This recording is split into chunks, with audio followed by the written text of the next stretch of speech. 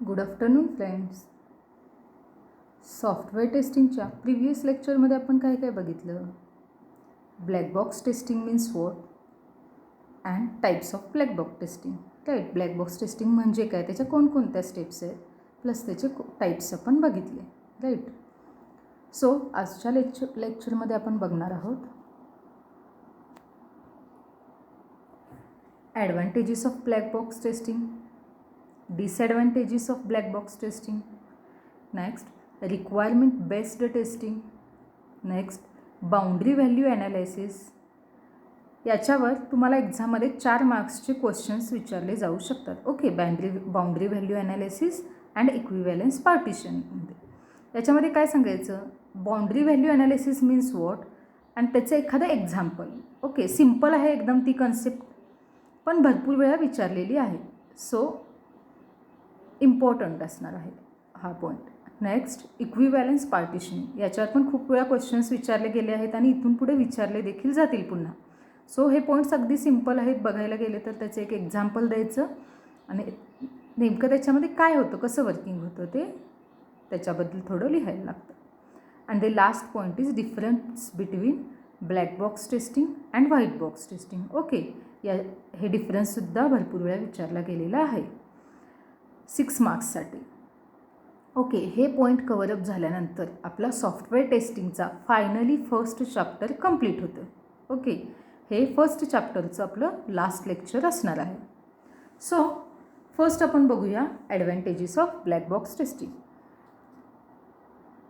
Black box टेस्टिंगचे कोणकोणते advantages आहेत, तर फर्स्ट असणार आहे it is efficient for large system. Okay. आता सिस्टीम्स काही स्मॉल सिस्टीम्स असतील, काही लार्ज सिस्टीम असतील.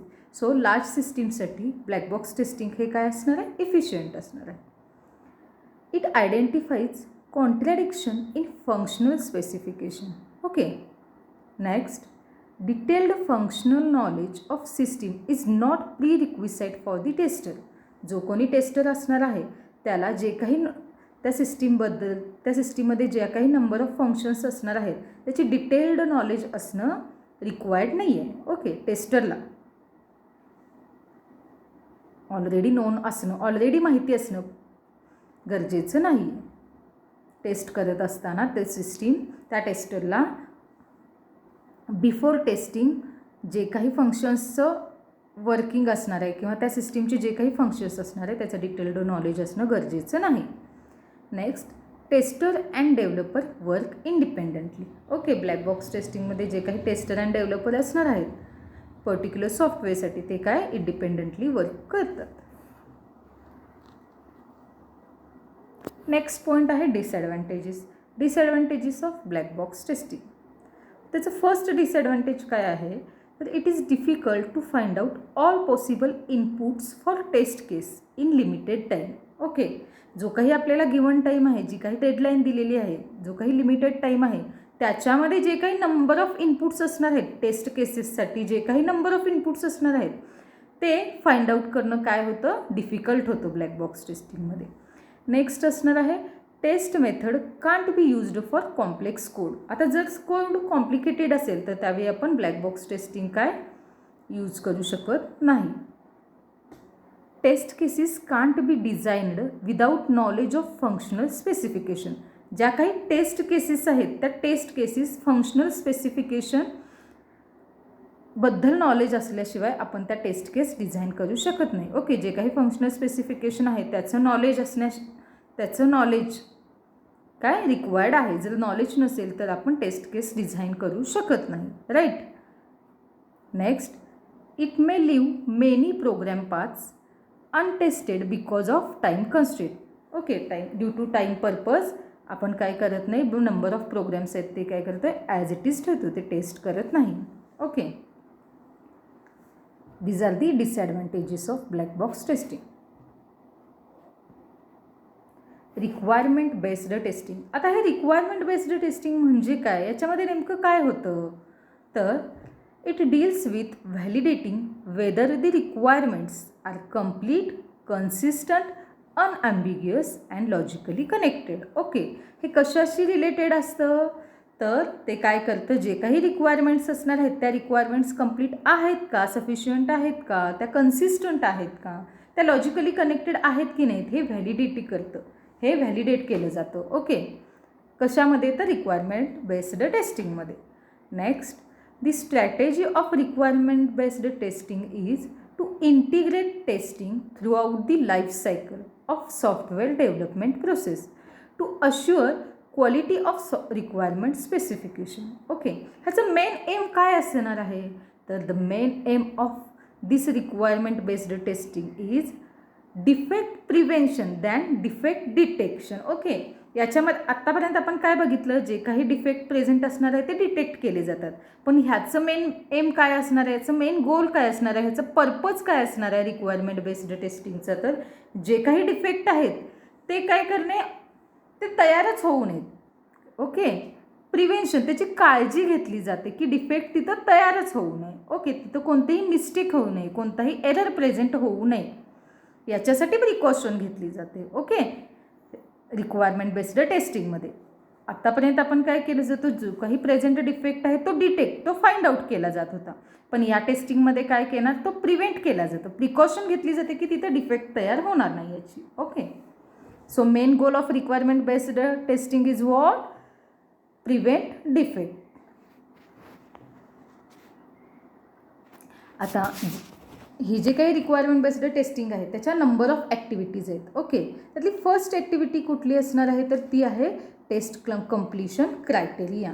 याच्यामध्ये काय होतं, तर याचा मेन गोल काय असणार आहे, the goal is considered to be achieved only when test coverage is 100%. Okay, हे कधी अचीव केलं जातं, ज्यावेळी त्याचं जे टेस्ट कव्हरेज असणार आहे ते 100% असेल, त्यावेळी टेस्ट कॉम्प्लिकेशन क्रायटेरिया काय केले जातं, अचीव केलं जातं. नेक्स्ट असणार आहे डिझाईन टेस्ट केसेस. याच्यामध्ये काय होणार, ज्या काही टेस्ट केसेस आहेत, the test cases must be in accordance with requirement specification. Requirement स्पेसिफिकेशनच्या अकॉर्डिंगली त्या टेस्ट केसेस काय केल्या जातात, डिझाईन केल्या जातात. नेक्स्ट असणार आहे build taste cases.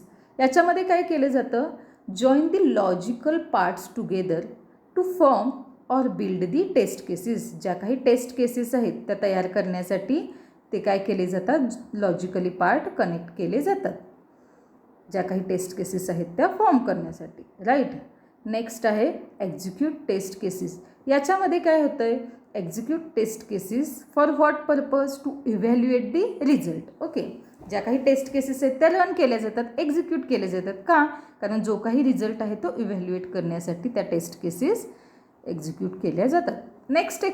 Next activity असणार आहे व्हेरीफाय टेस्ट रिझल्ट. ओके, याच्यामध्ये काय होतं, जो काही रिझल्ट आलेला आहे, आपण पर्टिक्युलर इनपुट दिल्यानंतर जो काही रिझल्ट आलेला आहे प्लस आपल्याला एक्सपेक्टेड जो काही रिझल्ट आहे तो चेक केला जातो. दॅट मीन्स ह्या ॲक्टिव्हिटीमध्ये काय केलं जातं, व्हेरीफाय केला जातो result, actual result plus expected result काय केला जातो, कम्पेअर केला जातो. ओके, नेक्स्ट ॲक्टिव्हिटी असणार आहे verify taste coverage.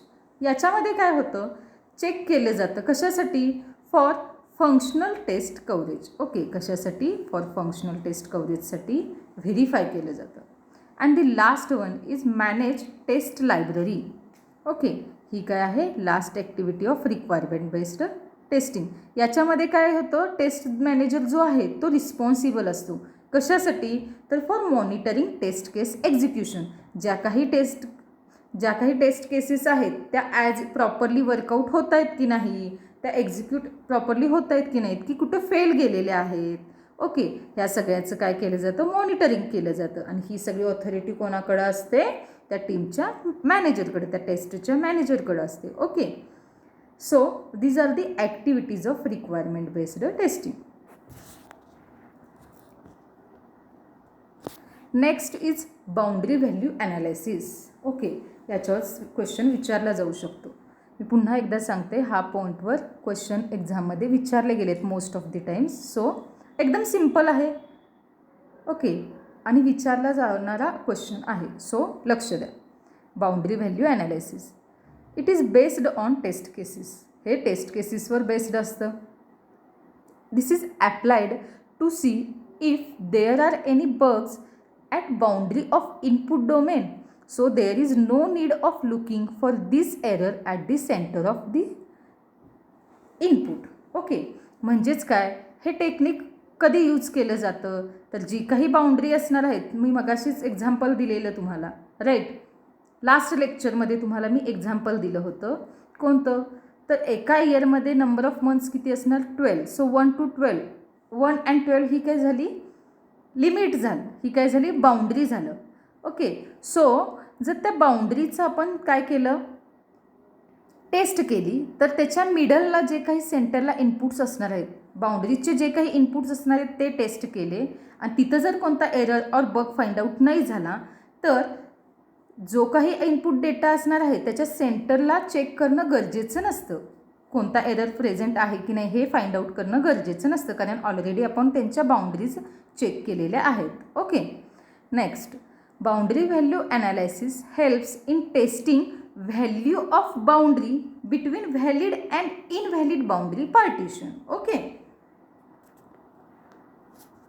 Next, boundary value analysis technique comes under the stress and negative testing. हे कधी यूज केलं जातं, स्ट्रेस अँड निगेटिव्ह टेस्टिंगच्या वेळी यूज केलं जातं हे टेक्निक.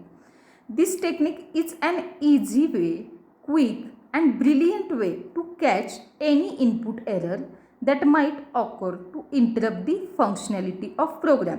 ओके, हे कशासाठी यूज केलं जातं, तर जो काही प्रोग्राम असणार आहे त्या प्रोग्राममध्ये नंबर ऑफ फंक्शन्स असणार आहेत, राईट. सो त्या फंक्शनमध्ये एखादा कोणता असा इनपुट एरर आहे का जो काय करेल, अदर जे काही फंक्शनॅलिटीज आहेत त्याला इंटरप्ट करतो आहे, ते फाइंड आउट केलं जातं. ओके, सो त्यासाठी हे टेक्निक यूज केलं जातं.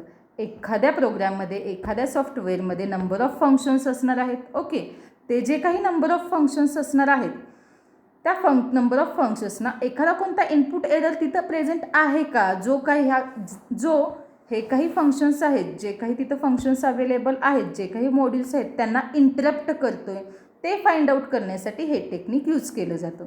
आणि हे टेक्निक खूप इझी आहे, क्विक आणि ब्रिलियंट आहे. ओके, ब्रिलियंटली आपण ते काय करू शकतो, फाइंड आउट करू शकतो.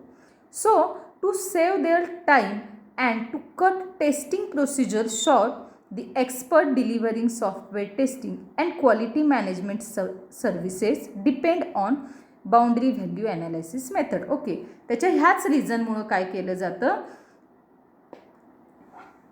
ही मेथड यूज केली जाते. कोणाकडून, सॉफ्टवेअर क्वालिटी मॅनेजमेंट सर्व्हिसेसकडून आणि सॉफ्टवेअर टेस्टिंगमध्ये ही टेक्निक यूज केली जाते. ओके, कारण का, ह्याच्यामध्ये काय केलं जातं, ही एकतर फर्स्ट असणारी ही टेक्निक जी आहे ती खूप सिम्पल आहे.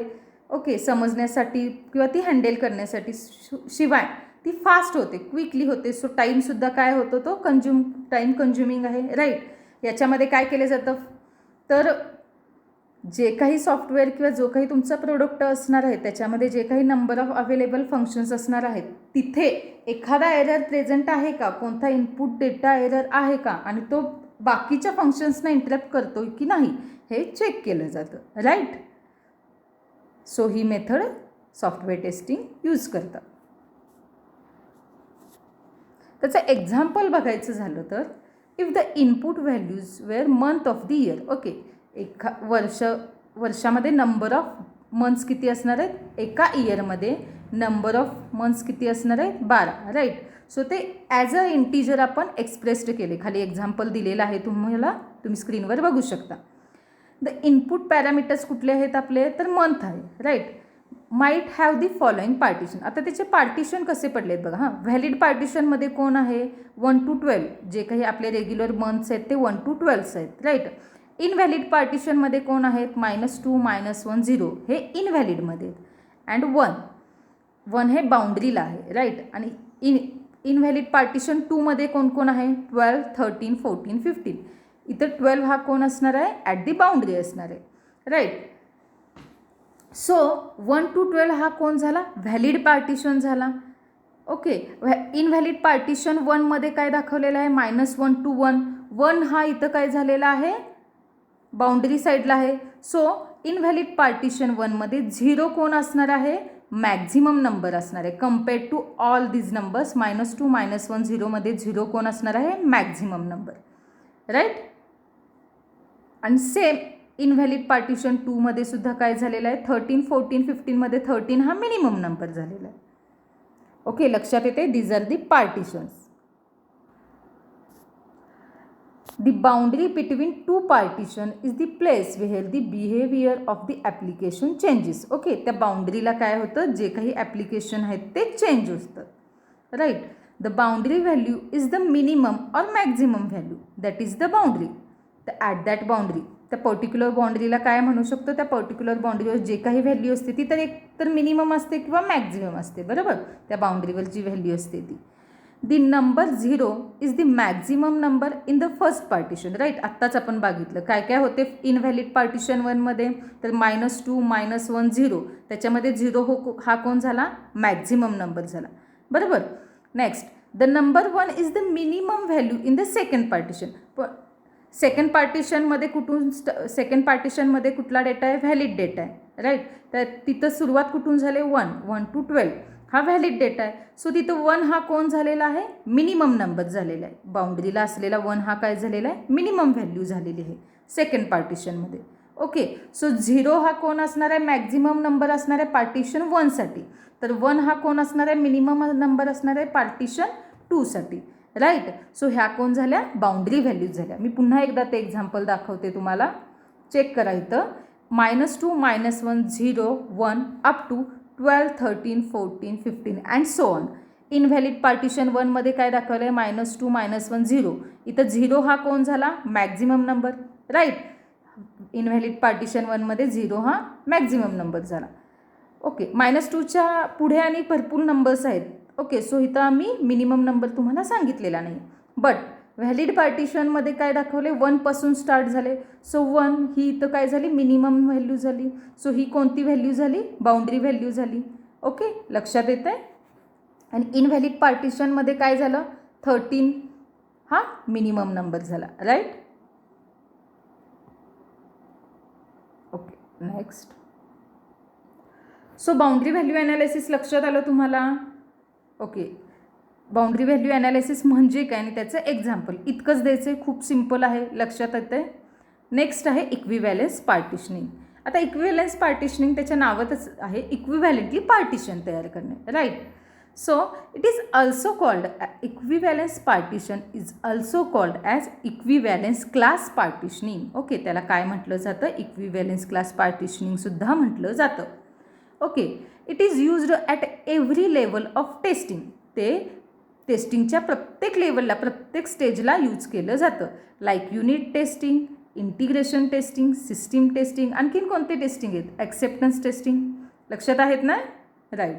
सो प्रत्येक लेवलला काय केलं जातं? हे टेस्टिंग यूज केलं. प्रत्येक टेस्टिंगच्या लेवलला हे इक्विव्हॅलन्स पार्टिशनिंग यूज केलं जातं. नेक्स्ट आहे in which we separate the set of test conditions and input test data in different classes. Okay, काय केलं जातं? Set of test conditions and input test data काय केला जातो? डिफरंट क्लासेसमध्ये सेपरेट केला जातो. It is used where the range of input data for specific input field is available. ते कुठं यूज केलं जातं? तर स्पेसिफिक इनपुट फील्ड जिथं अवेलेबल आहेत तिथं यूज केलं जातं. नेक्स्ट, इनपुट्स टू सॉफ्टवेअर और system are divided into groups. जे काही इनपुट डेटा असणार आहे त्या सॉफ्टवेअर सिस्टीमचा, ओके, तो काय केला जातो? ग्रुप्समध्ये डिवाइड केला जातो. That are expected to exhibit similar behaviour, so they are likely to be proposed in the same way. Okay, ज्यांचं सिमिलर बिहेवियर आहे तसे ते ग्रुप फॉर्म केले जातात. त्यामुळं काय होतं? ते same according to the same manner ते काय वर्कआउट होत असतात, राईट. सेम वेमध्ये त्यांचं वर्किंग होत असतं. Hence selecting one input from each group to design the test cases. त्यामुळे काय होतं? जे काही नंबर ऑफ ग्रुप्स बनवलेले आहेत त्यांच्या बिहेवियरवरून ज्यांचं बिहेवियर सेम आहे त्यांचा एक ग्रुप, असे नंबर ऑफ ग्रुप्स आपण बनवले जातात. ओके, आपल्याकडे जे काही अवेलेबल इनपुट्स आहेत ते डिवाईड करून ज्यांचं बिहेवियर सेम असणार आहे ते एका ग्रुपमध्ये, ज्यांचं दुसरं तो दुसऱ्या ग्रुपमध्ये, तिसऱ्या ग्रुपमध्ये, असे नंबर ऑफ ग्रुप्स फॉर्म केले जातात. राईट. सो प्रत्येक ग्रुपमधला एक एक इनपुट काय केला जातो, टेस्ट केसेससाठी यूज केला जातो. ओके. त्यामुळे काय होतं, टाईमसुद्धा आपला वाचतो.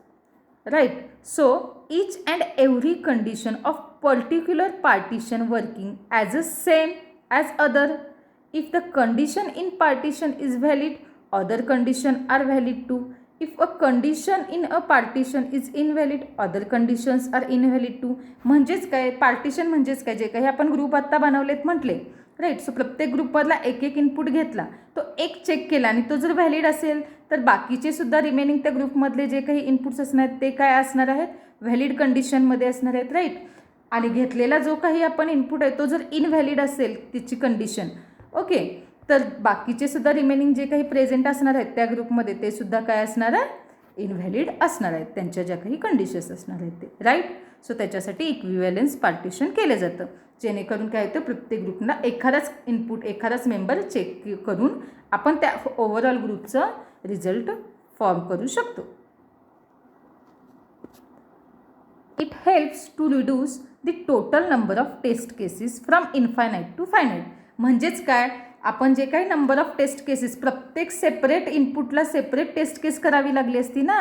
आपण हे ग्रुप फॉर्म केल्यामुळं काय झालं, प्रत्येक ग्रुपमधला एक एकच आपण इनपुट यूज करत होतो टेस्ट केसेससाठी. राईट. त्यामुळं काय झालं, जे काही नंबर ऑफ टेस्ट केसेस आहेत त्या रिड्यूस झाल्या, ॲटोमॅटिकली टाईमसुद्धा काय आपला वाचला. राईट. सो काय केलं जातं, इक्विव्हॅलन्स पार्टिशनिंग ही टेक्निक यूज केली जाते. त्याचं एखादं आपण एक्झाम्पल बघूया. ओके.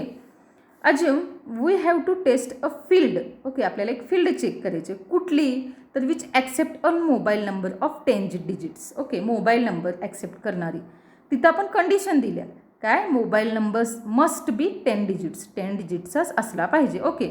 मग काही जण त्याच्यामध्ये पण आहेत की काही जण 9 नंबर्स घालतात, काही जण 10 घालतात आणि काही जण 11. सांगितलं 10 डिजिट पाहिजे, रिक्वायर्ड कंडिशन. राईट. सो ज्यांनी 10 डिजिट्स घातलं आहे तो व्हॅलिड डेटा येणार, ज्यांनी 9 किंवा 11 नंबर्स टाईप केलेले असतात तो इनव्हॅलिड डेटा होणार. सो त्याचं पार्टिशनिंग कसं होतं बघा. हां, equivalence partitioning. Invalid data, first invalid data आहे, त्याच्यामध्ये 9 नंबर्स आहेत. नेक्स्ट व्हॅलिड डेटा दिलेला आहे, स्क्रीनवर बघा ती डायग्रॅम. त्या व्हॅलिड डेटामध्ये 10 डिजिट्स दिलेले आहेत. तर इनव्हॅलिड डेटा थर्ड, जो सेकंड इनव्हॅलिड डेटा आहे ना थर्ड कॉलममध्ये, तो चेक करा, त्याच्यामध्ये 11 नंबर्स टाईप केलेले आहेत. हे काय झाले, इक्विव्हॅलन्स पार्टिशन पडलेले आहेत. ओके.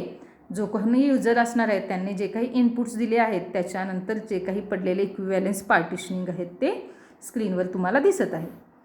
नाव त्याच्यामध्ये व्हॅलिड इनपुट काय सांगितलेलं, 10 डिजिट्स पाहिजे. ओके. जो मिडलला दिलेला नंबर होता तो 10 डिजिट होता, सो तो ओके आहे. पण आता इनव्हॅलिड इनपुट्समध्ये कोण कोण दिलेले आहेत, एक पहिला दिलेला आहे तो 9 डिजिट्सचा असणार आहे आणि लास्ट इनव्हॅलिड इनपुट दिलेला आहे तो 11 डिजिट्सचा आहे. राईट.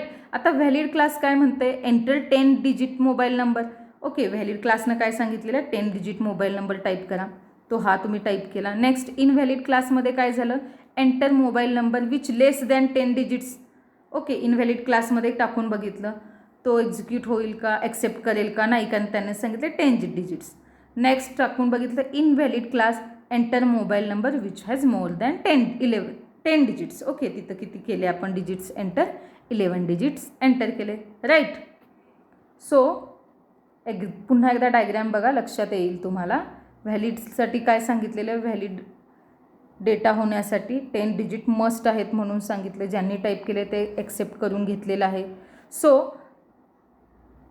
हा झाला इक्विव्हॅलन्स पार्टिशनिंग. लक्षात येतो इक्विव्हॅलन्स पार्टिशनिंग, जो काही इनपुट डेटा असणार आहे त्याचे पार्टिशन केले जातात. ओके. डिवाईड केलं जातं ग्रुपमध्ये. नेक्स्ट ज्यांचं बिहेवियर सेम आहे ते ॲज अ ग्रुप म्हणून त्यांना कन्सिडर केलं जातं. मग जे काही नंबर ऑफ ग्रुप्स आहेत त्या प्रत्येक ग्रुपमधला काय घेतला जातो, एक एक इनपुट्स घेऊन ते काय टेस्ट केसेससाठी डिझाईन टेस्ट केस करण्यासाठी यूज केला जातो. राईट. ते टेस्ट केसेस टेस्ट केल्यानंतर ज्या काही केसेस आपण तयार केलेल्या आहेत त्या टेस्ट केल्यानंतर जर ते इनपुट व्हॅलिड कंडिशनमध्ये असेल तर अदर्स इनपुट पण त्या ग्रुपमधले काय असणार आहेत, आपण व्हॅलिड आहेत म्हणू शकतो. आणि जो घेतलेला इनपुट इनव्हॅलिड असेल तर त्या ग्रुपमधले नंबर ऑफ बाकीचे जे काही इनपुट्स असणार आहेत ते सुद्धा इनव्हॅलिड आहेत असं आपण म्हणू शकतो. म्हणजेच काय, ते काय करतं, जे काही total number of test cases आहेत ते रिड्यूस करतं. ओके, आणि ऑल्सो तर टाईम कन्झ्युमिंग पण आहे. लक्षात येतं आहे? ओके. नेक्स्ट आहे difference between black box and white box testing. Okay, black box testing कधी यूज केलं जातं? तर at higher level of testing, acceptance testing and system testing. Okay, acceptance testing हे कुठं युजर एंडला होतं, राईट. अँड सिस्टीम टेस्टिंग, हो सिस्टीमचं testing, त्यावेळी काय केलं जातं? ब्लॅक बॉक्स टेस्टिंग केलं जातं. व्हाईट बॉक्स टेस्टिंग कधी केलं जातं? At the unit testing and integration testing. Particular मॉड्यूलचं टेस्टिंग करताना प्लस जे काही नंबर ऑफ मॉड्यूल्स आहेत ते इंटिग्रेटली कसे, ते टुगेदरली इंटिग्रेट होऊन कसे वर्कआउट होतात, त्यावेळी काय केलं जातं? व्हाईट बॉक्स टेस्टिंग यूज केलं जातं. Next, base for testing. Black box टेस्टिंगसाठी बेस कोण आहे? रिक्वायरमेंट स्पेसिफिकेशन हा ब्लॅक बॉक्स टेस्टिंगचा बेस आहे. तर व्हाईट बॉक्स टेस्टिंग कशावर डिपेंड असणार आहे? जी काही डिटेल्ड डिझाईन आहे त्याच्यावर बेस्ड असणार आहे.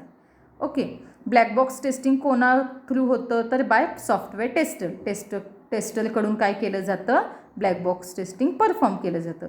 तर व्हाईट बॉक्स टेस्टिंग कोणाकडून परफॉर्म केलं जातं? ऑब्व्हियसली बाय सॉफ्टवेअर डेव्हलपर, कारण त्याच्यामध्ये सगळं कोडशी रिलेटेड असणार, राईट. कोड डेव्हलप केला जातो, so by software developer. Next, black box टेस्टिंगचं मेन एम काय आहे? ब्लॅक बॉक्स टेस्टिंगचं एम आहे at what functionality is system performing. Okay, तर व्हाईट बॉक्स टेस्टिंगचं मेन एम काय असणार आहे? At how system is performing its functionality. Okay, white बॉक्समध्ये काय असणार आहे? हाऊ परफॉर्मिंग द फंक्शनॅलिटी, आणि ब्लॅक बॉक्समध्ये काय असणार आहे? What functionality perform. ओके, हा डिफरन्स असणार आहे दोघांच्यामध्ये.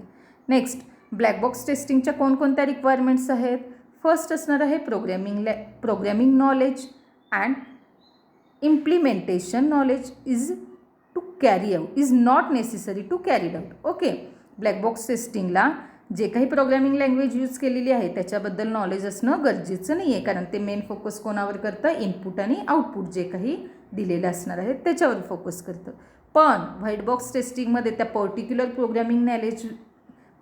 प्रोग्रॅमिंग लँग्वेजचं नॉलेज असणं गरजेचंच आहे. ओके, व्हाईट बॉक्स टेस्टिंगला, आणि प्लस जे काही इम्प्लिमेंटेशन करायचं आहे त्याच्या रिगार्डिंगसुद्धा नॉलेज असणं गरजेचं आहे व्हाईट बॉक्स टेस्टिंगला. बट ब्लॅक बॉक्स टेस्टिंगमध्ये it is not necessary. Okay,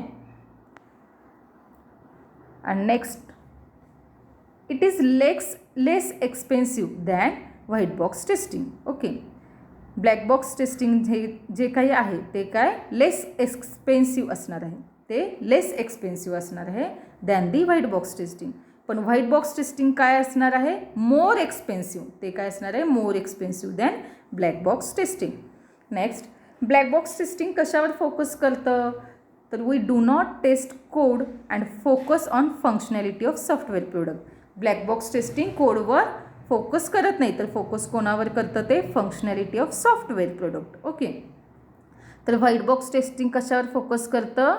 we test code and focuses on security of software product and flow of control. Okay, and the last one is facility provided. Black box testing कोणकोणत्या facility provide करतं? तर it provide facility of verify करणं. काय verify करायचं? Verifying communication among different modules present in software product. Okay, communication between different modules, जे काही number of modules असणार आहेत त्या सॉफ्टवेअर प्रोडक्टमध्ये त्यांच्यामध्ये जे काही कम्युनिकेशन असणार आहे ते व्हेरीफाय केलं जातं. तर व्हाईट बॉक्स टेस्टिंगमध्ये काय? It does not provide facility of verifying communication among different modules present in software product. तर व्हाईट बॉक्समध्ये ही फॅसिलिटी प्रोव्हाइड केली जात नाही. ओके, पण ब्लॅक बॉक्स टेस्टिंगमध्ये काय केलं जातं? जे काही नंबर ऑफ मॉड्यूल्स आहेत त्यांच्यामध्ये कम्युनिकेशन होतं की नाही हे व्हेरीफाय केलं जातं. ही फॅसिलिटी ब्लॅक बॉक्स टेस्टिंगमध्ये प्रोव्हाइड केली जाते, बट व्हाईट बॉक्स टेस्टिंगमध्ये प्रोव्हाइड केली जात नाही. लक्षात येतं आहे? Okay, these are the difference between black box testing and white box testing. इथं आपला सॉफ्टवेअर टेस्टिंगचा फर्स्ट चॅप्टर कंप्लीट झालेला आहे. लक्षात येते? थँक्यू.